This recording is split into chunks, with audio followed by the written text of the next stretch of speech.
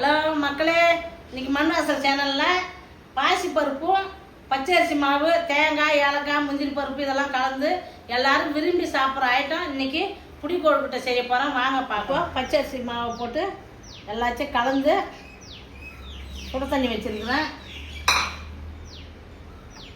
எல்லாம் போட்டு பிசைஞ்சு புடி கொழுக்கட்டை பொரிச்சு வச்சிடணும்.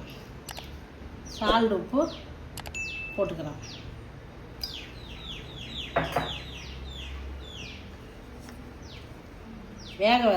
பாசி பருப்பை வறுத்து ஊற வச்சு வேக வச்சுக்கிறோம். வேக வச்சு போட்டால் தான் அது நல்லாயிருக்கும். இல்லைன்னா வேகிறதுக்கு நேரம் ஆகும். மாவில் அப்படியே போட்டோம்னா பருப்பை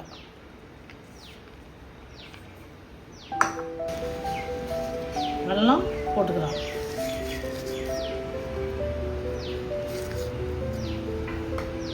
முந்திரி பருப்பு,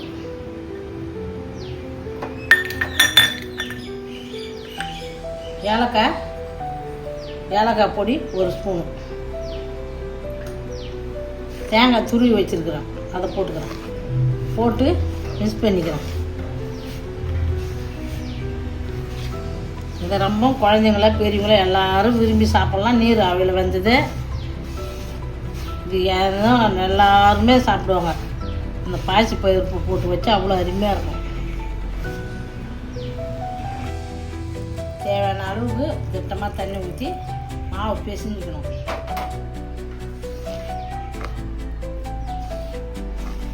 பச்சரிசி மாவு மிக்சியில் அரைச்சி அதை ஆவி காட்டி காய வச்சு சலித்து வச்சுக்கிறேன்.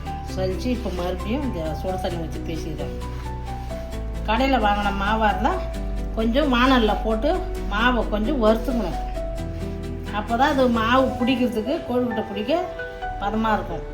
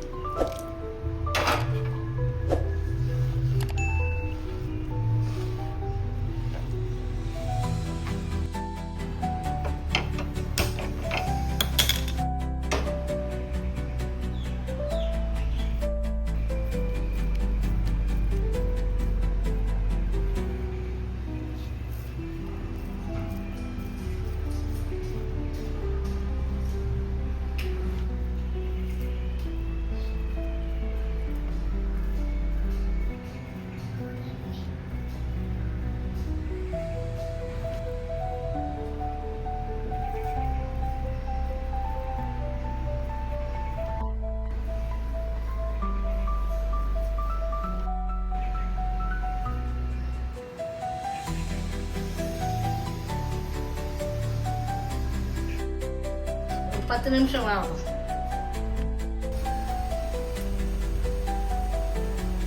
கொழுக்கட்டை வெந்துடுது, ரெடி.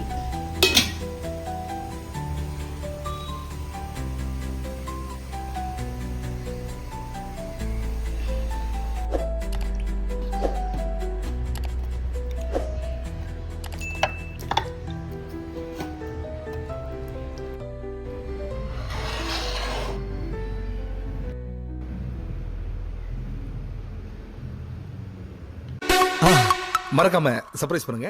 தேங்க்யூ.